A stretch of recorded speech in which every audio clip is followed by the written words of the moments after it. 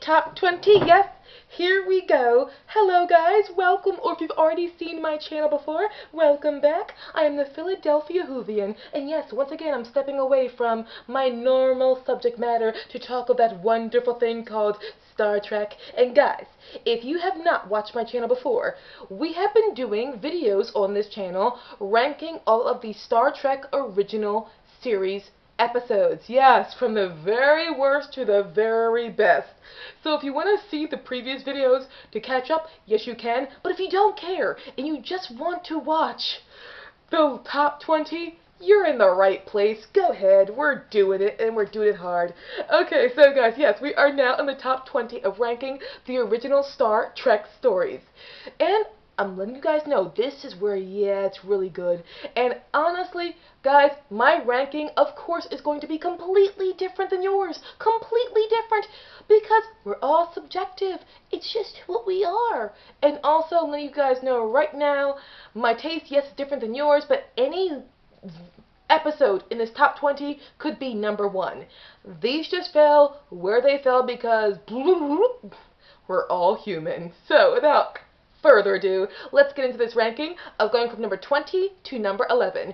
So coming in at number 20 from season 3. Yeah, okay, people, season 3 is known as being the worst season and for having no good stories. I do not agree that it has no good stories. I think it's chock full of good stories, just bad budgeting. It just has some bad stories every now and again, but you know what? Hey.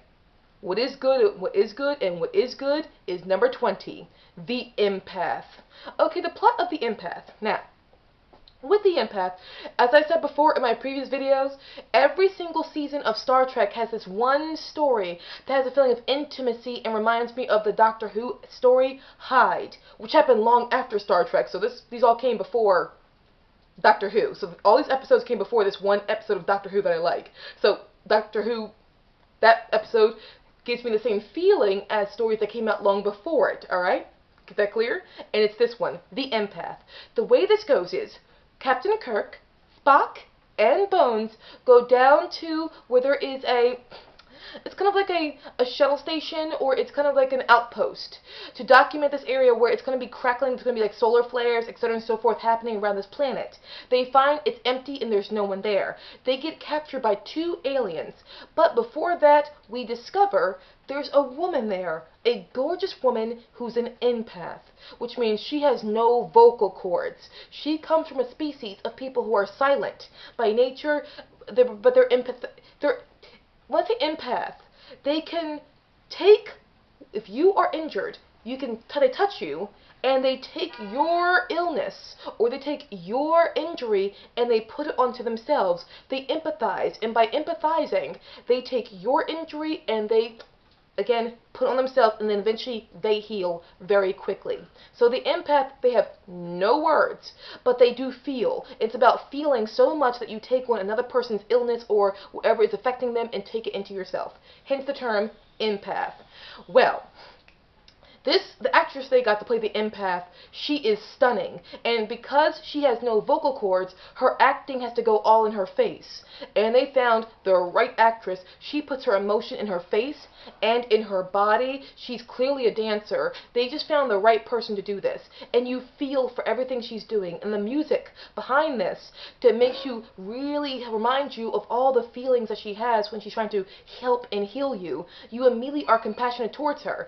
And also, with this, just to help you, if you've seen this episode, Dr. McCoy calls her Gem. I don't want people getting that wrong and thinking it's like Gem like J-I-M. No, it's Gem, G-E-M, like a gem, a precious jewel. And it turns out she was brought there for these 2 aliens who are conducting an experiment to see how far she'll go to protect somebody who she thinks is in danger, to decide if her people are worth saving. But it's just a beautiful story all around. It's really poignant, and it shows how less can be more. Because on a small budget, this episode, seriously, just go see this episode. It's beautiful. Next we have up number 19. Another season 3 story, the Tholian Web. Alright, so the Enterprise goes out to this part of planet, part of planet, I mean part of the universe, part of the galaxy, that's what I meant. Part of the galaxy where something is very fragile about that part of space. There's another ship that's there, and it's decaying. I guess like it's decaying into another realm or into another dimension in space. But then Tholians come, and they say, you are not authorized to be here, and the Enterprise is there for a bit while Captain Kirk got separated from his crew. He's on this ship that is decaying over time, and they thought they lost Captain Kirk. They thought Captain Kirk was gone, so Spock has to take over the Enterprise, but they're caught in this area and they can't leave yet. And the Tholians are creating a web around them that will keep them trapped there unless they escape. Now, while this is happening, the loss of Captain Kirk is felt all around. Spock and Bones, okay, also the problem with this part of space is it makes everybody on edge. So people have tempers that begin to flare up and they get upset and then they start breaking down. This happens to Dr. McCoy, and it puts a strain, even more of a greater strain, on Spock and Dr. McCoy's relationship. But the tension between them through the loss of Kirk is so poignant and powerful. And we see how Uhura also is affected by the loss of Captain Kirk as well. It's just a story that, again, it's a season 3 story that deserves a lot more love. Next we have number 18 from season 2. Like the second to last story, I think, of that season. Bread and Circuses. Okay, so the Enterprise goes to a planet where there's supposed to be a crew, like another starship had come there a while ago, but no one knows what happened to that starship. And they go onto this planet that it turns out is very similar to planet Earth, but with one exception. This is a planet where Rome, the ancient empire of ancient Rome, never fell. So we're now in 20th century Rome. There are television stations premiering full-on true gladiator fights. And the idea of Christianity creeping into the polytheistic religion or this polytheistic world and eventually helping it crumble. But either way, at this point, Rome is not fallen. And the starship that had gone there before, they actually landed on this planet and began to integrate themselves into their culture of this ancient Roman place that never fell. And Kirk has to see his fellow friends, Bones and Spock, in the arena in a gladiator match. Yeah. Shit gets real. Shit gets really real. It's a very good story. I don't hear anyone really talk about it, but I think it's just because there are so many good stories in the original Star Trek that some stories just get overlooked, and it's not really fair. But there it is. I like this story. What do you guys feel about it? Next we have is number 17. Okay, this is going to shock people because this one is so high up. No one ever talks about this story. I'm going to assume that people don't like it or don't care about it, but I love it. From number 17, from season 1, The Alternative Factor. Okay, very well acted. I think it's also one of the best directed episodes of the season as well, with how powerful and just beautiful it looks. But the Alternative Factor is the Enterprise just flying along space, then all of a sudden, for lack of better terminology, I think even Spock says this, he says the universe just blinks. Like literally, the universe just shuts off and on in just like big old crash. And they go down to the planet where there is the power source that is affecting the universe in this way. There's a man there named Lazarus. And it turns out, I'm not going to spoil it anymore for you, but Lazarus is there to kill another person or another creature who's so powerful he claims has destroyed his entire planet or his people. But no.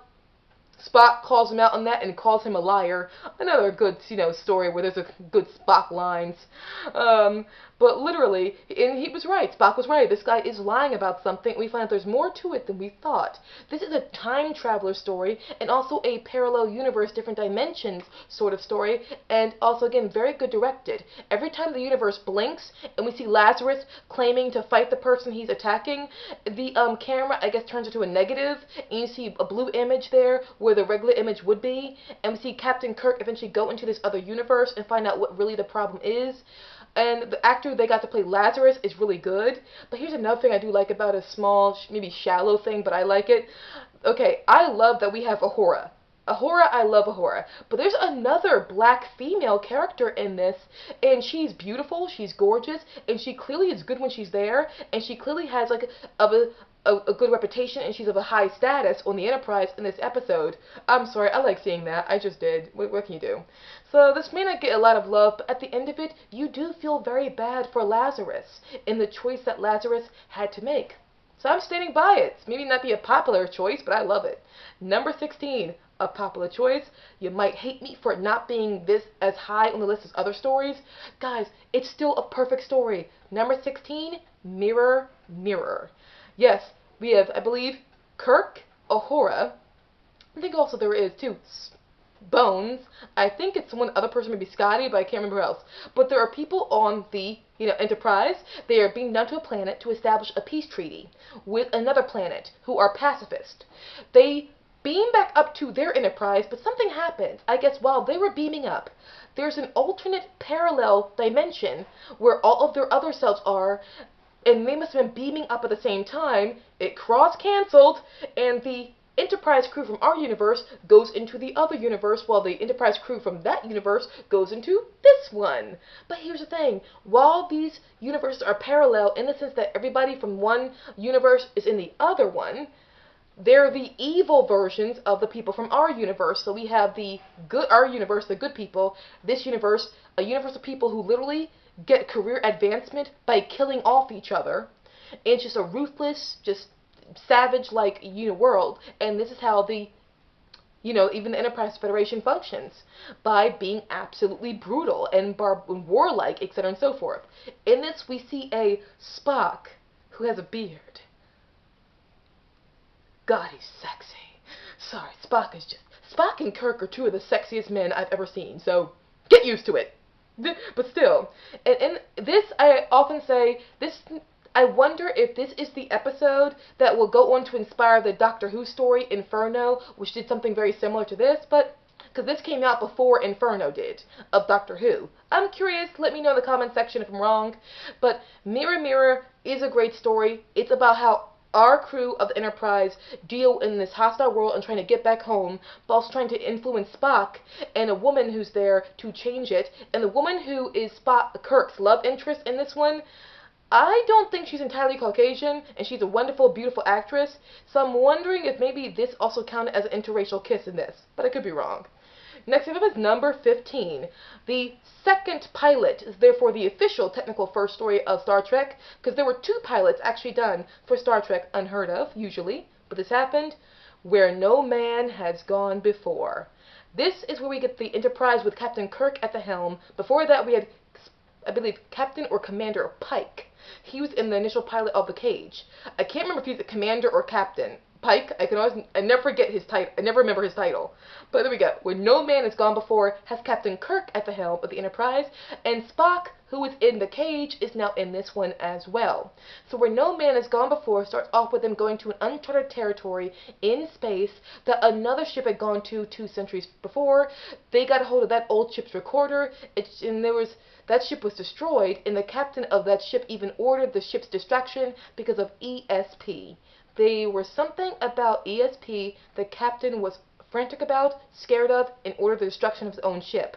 Well, they go into this uncharted territory, and there is electric voltages being shot everywhere, and 2 people get affected by it. Gary Mitchell, who's a pilot, and also a psychologist or doctor, Dr. Daner. 2 very attractive people. Literally, Gary Mitchell is played by a super hot actor. Dr. Daner is played by a very gorgeous actress. They get affected. Why? Because they were the ones on the ship who had the highest ranking of ESP, of being an Esper. As this occurs, Gary Mitchell, both of them end up with silvery, shining eyes to show the change in them. But it starts out with Gary. He, being the highest to have ESP, he starts being telekinetic, telepathic, reading everything around him to the point where he becomes a god. Absolute power corrupts absolutely. It gets to the point where Spock has to advise Captain Kirk to kill Gary because of what's going to happen and how Gary is taking over and becoming completely barbaric. And it turns out Spock was right. Kirk is upset that Spock was right, but he was. At the end of it, Kirk agrees with Spock, and we see great performances from everyone all around, especially William Shatner and Gary Mitchell's, the actor played Gary Mitchell. But great performances all around. At the end of it, Kirk says about, how Gary, he didn't, ask for what he became because he had to destroy Gary. And Spock says, I felt for him too. And Kirk says, there's some hope for you all, Mr. Spock. It's a beautiful moment, and it shows how these two are going to go on and have a great relationship throughout the show. Next up is number 14, The Naked Time. Yes, from season 1. This is an iconic story. I'm not even going to explain it. Those people, even people who do not see Star Trek, know this is a great story. But let's be honest, why do we love it? Because of the fact that there is a disease that spread through water, gets into the Enterprise, and allows people to unleash their inner demons to the point where they all become destructive. But with Spock, it does the reverse. Spock, who is a character who has no emotions because he's a Vulcan, this triggers the emotions in him. Yeah, and he becomes emotional. We see him cry and think of his mother and talk about how his friendship for Kirk makes him feel ashamed. We see how Kirk breaks down because how the ship is affecting him, how, like, you know, the ship drains all the energy out of him, the emotion out of him because he has to care about her. And we see Kirk and Spock have this emotional moment together, and they get out of it because Spock's calculations gets them out of it, but also there's a sense of time travel at the very end of it. This is an iconic story for a reason. Great performances from not only Kirk and Spock, but all of these supporting actors. Great performances. Next up is number 13, the first episode, I believe, from the second season, Amok Time. Amok Time starts out with, again, remember, we've got Spock, who is a Vulcan. He's part Vulcan, part human, but he has no emotions. Turns out there's a little hitch in that. Vulcans initially were savage and warlike people. They would actually kill to get a mate. Yes, they were just barbaric once upon a time. Then over time, there was certain revolutionaries in their planet who kept them from escaping, who kept them from, like, you know, giving into worldwide destruction, and introduced the idea of being governed by logic and controlling one's emotions, which led to the foundations and the eternal peace of their society. But every 7 years, their logic gets stripped away from them, and it's Amok Time. What that is, Vulcans just lose all sense of control. They have to return back to their home planet and take a mate, or die trying. They will die if they don't go home and take a mate. And they become almost like impatient, barbaric themselves. A lot of their just passions give way and just fully come down upon them. And you see this all throughout Spock in this. Eventually, Spock reveals to Kirk why he has to go back home. And it's because his whole personality is becoming unhinged. And Kirk takes him back home, and you see the true love for Spock when it comes to Captain Kirk, because something happens in this that pushes Captain Kirk to the limit of protecting Spock, but he does it anyway at the risk of his own life. This is an iconic story, and I believe it's this episode that this was born. The Live Well and Prosper sign. I could be wrong, but I think this is where it first began. And it's this story is iconic in from beginning to end. Fantastic story. The writer, you did a great job. I think it was Theodore who wrote this. Good job. Next we have up is number 12. Another story that no one talks about. I guess I'm the only one who likes. A Touch of Armageddon from season 1. The plot of this one is the Enterprise is taking an ambassador to a planet where they want to establish a peace treaty. But the planet says, do not come down here. They warn the Enterprise and say, don't come down. But Kirk, Spock, and a few others have to go down because they're ordered to. The reason why the planet did not want them to come down to their planet was because this is a planet run by computers when it comes to the war they're undergoing. This is a planet that has been at war for decades. And Kirk and his crew go down there like, what war? We see nothing happening. Everything looks beautiful. And then they find out there's a direct hit. And Kirk even asks someone to look at his tricorder to find out where did the planet get hit. There was no planet, no damage at all. It turns out it's a war run by computers. Literally, computers shoot at another planet and strategically show how that area got hit. So everyone who lives in that area has to report to incinerators and let themselves be killed. So they walk to their death because that's their duty. Computers are the ones who run this war. And Kirk puts an end to all of that so that this planet can eventually establish another peace between each other, because by making war not messy, that's why the wars kept going. If war gets messy again, they'll want peace. Next we have up is number 11 from season 2. I saw the title for this story, I thought it was going to be terrible, but because I was like, what the hell is this? Then I started saying it and I loved it. The Trouble with Tribbles.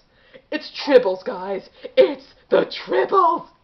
I will say no more. I freaking love everything about this story. You know you like it too. You know you like it too. Unless you're a stick in the mud. So that's my ranking of 20 to number 11. Guys, I hope you enjoyed this ranking. Next up is number 10 to 1. Hope to see you again for that very soon. Guys, you were awesome. You were wonderful. See you soon, hopefully, guys.